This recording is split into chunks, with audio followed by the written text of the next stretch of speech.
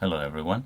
In tonight's video I'm going to talk about competition nymphs, and sort of how people who compete are thinking. Obviously I'm not talking in the name of all of them, but in my behalf, on my behalf, and some people that I know of. But before all of that, I would like to give a big shout out and to wish good luck and tight lines to American youth team, because I'm indirectly and directly connected to them now. So guys, I wish you very, very tight lines in the following competition, and go there, enjoy it, and try to learn as much as you can and make friends, because that's maybe one of the best things that happened to me, making friends in the competitions. So to all competitors, guys, tight lines, and hope to see you again. Anyway, now let's get into tying. This is very simple nymph. You can tie it whatever way you like, but I'll give you a bit of history about it. In Bosnia, on chalk streams, people can get very specific about some flies, and this is one of them. Obviously this is not the exact copy of those flies that they're using. Everyone has his own shade of green, which is a big thing in Bosnia. In my opinion, the size of the fly, the weight of the bead, so the sink rate and everything is the most important thing here. Obviously, general coloration should be there, so you're not using brown if there is olive or yellow, but exact shade, I'm not that into details. So I've learned about this fly somewhere around 2015, before I went to Bosnia to compete on that world championship.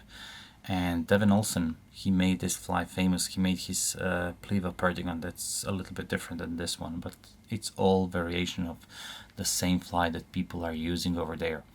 So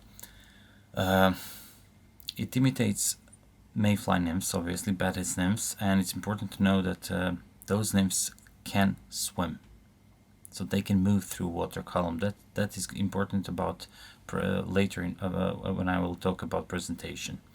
So let's get into tying and some thoughts that people who compete are having, and maybe you didn't know about those. So I'm going to use relatively light hook. It's dry fly hook. It's straight shank.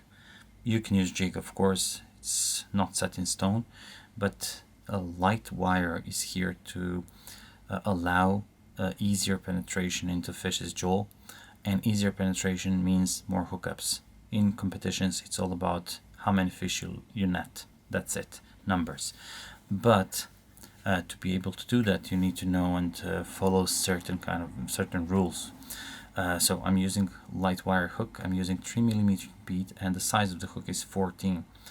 However, I'm going to tie rather shorter fly, meaning that this is going to be size 16 fly. The reason why I'm doing that is I will have more gap. Now pay attention to the position of the bead right now.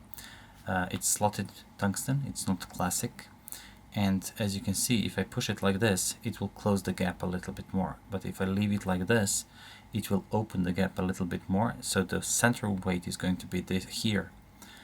The hook eye is pointing up, so when it tight, it will usually go the hook point up, so it will go into the jig position.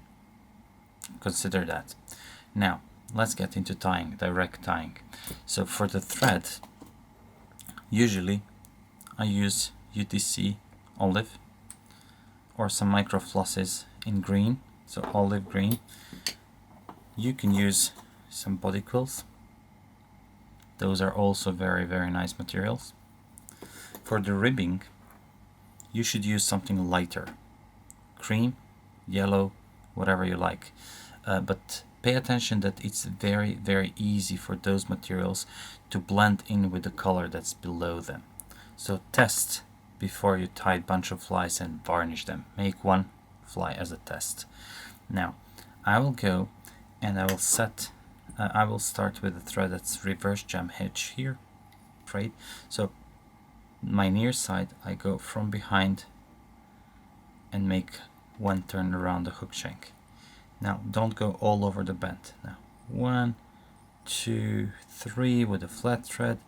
Now, without losing the tension, just transfer the thread into the on the another side and catch it with your tying hand, and then remove the excess here.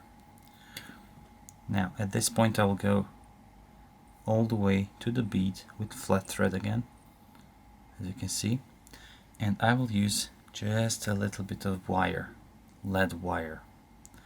I'll fold it in two like so, and I'll just insert it into this hole over here. Now just a couple of wraps, secure it here, and then if you're lucky enough to have nails on your thumb that are strong enough, cut this lead. Okay, I don't want to ruin the taper over here. Now I'll just push this under the bead. Okay, so I'm just hiding it under the bead. I don't want it out. It's not here for the weight. It's here to lift this bead, as you can see. Now, at this point, flatten the thread from time to time by counter spinning it. It's very important to, it will allow you to keep the profile as you want it. At this point I'll use some cocktail yarn for the tail, and you can use like what, 4 barbs. Make them short like so. Here I'll just use pinch and loop and catch it here. Up, up, tighten. Now also, yeah, okay, it's a little bit maybe short, but it's okay. Now I will add the yellow thread for the ribbing, and you can choose to slide it like so and just place it on the far side. Now no tension, and then pull up. Well, it's towards me now, but pull up, so you keep everything in the place. So let me see, yeah, the tail is centered. Now I'll go the other way around. Now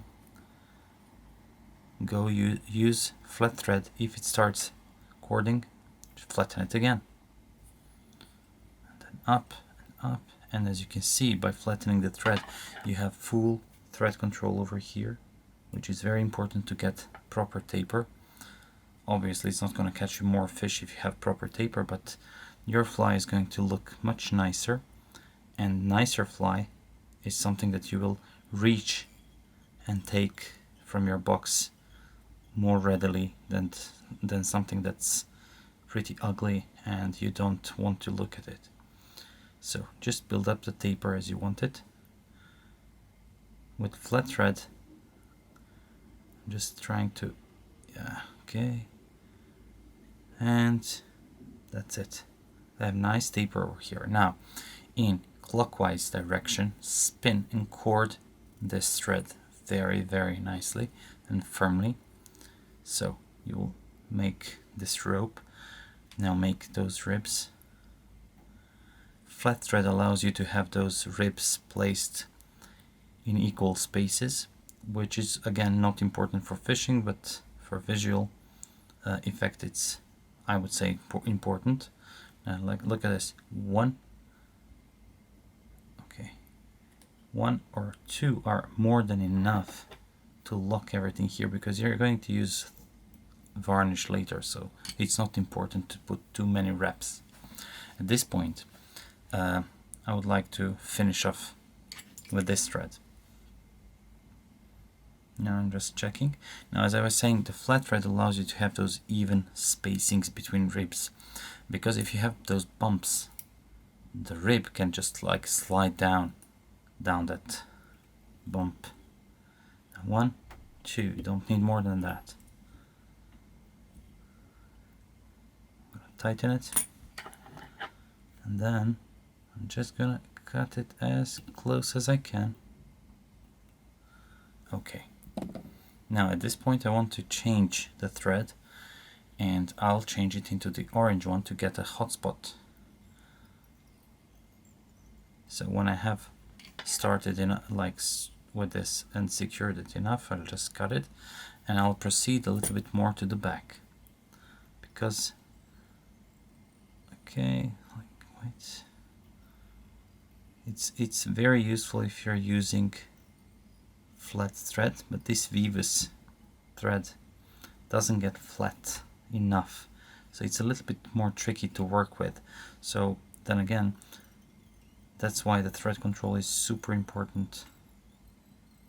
Now, okay, I'm just looking if the orange part is covered, has covered the green part nicely, and at this point you have nice hotspots. Now let's talk about contrast in your flies. If I just leave it like here, and I put here a black dot with a, for example, nail polish, I'll have a wing case that Betty's nymphs have, that's black and very prominent on only one side. So if the fish is from another side and maybe it's keying exactly that black spot, it will miss it. But if you do this, color your thread, you color your thread, and you go all around and create the black kind of hotspot in front. It's making contrast between orange and a bead and everything. So the black is very visible underwater, especially clear water. So if you make this like this, it's going to be all around the nymph. So it's going to be visible to the fish from any side. So it's never going to miss it, as opposed if it's just placed on the top of the fly. Now, I'll start somewhere here. I'll counter spin it to flatten as much as I can, and then I'll create this black dot by whip finishing, not by simply winding it up. I'll go around, see if I need to reinforce it somewhere, like make it a little bit thicker, like from this side. Okay. Now this wasn't very flat thread. As I was saying, this Vivus is not perfect for this, but I'll just burn the broken frayed thread. So it's quite obvious that it's black and orange, so it makes an impact, visual impact over here. Now as you add some varnish, UV or nail polish or whatever you like to use, those ribs are not going to be as prominent, and that's okay. That's all taken, like I took it into account. Now I'm using this dental brush. I was told it's dental brush, I'm not quite sure. Googling it as dental brush is not going to give you this result that easily. You need to scroll down and scroll down until it becomes boring, to be honest. Now, the reason why I didn't take care too much about this black thread is that varnish is going to darken it as well. So I'm just saturating this with UV. Remember to fill in this gap here with your UV, and that's it. You can use 1 or 2 layers, but usually 1 is enough. This is one of those nymphs that I would always use in competitions. It sinks very well because it's Perdigon. There is no resistance. It sinks nicely. Use always as thin tippet as you can, like this. The thinner the better. When I was in Portugal, that was my first proper encounter with Perdigon nymphs, those guys would use only Perdigon nymphs, and I was like, guys, do you even use pheasant tails? And they were like, why would we use it? Like, this catches fish. And the rivers they fish are quite interesting. They are like very fast, and you need to reach the depth very fast. So that's why those guys, Spanish and Portuguese fishermen, they developed those Perdigon nymphs, because they are very functional flies, and they need to go there very fast. I mean, they're down. It doesn't necessarily need to go to the bottom, but it needs to go in the level where the fish are feeding, and that's good if you can do it with a small nymph relatively fast. Now, regarding presentation, you don't always need to present this at the bottom, as I said, and you don't always need to present this dead drift.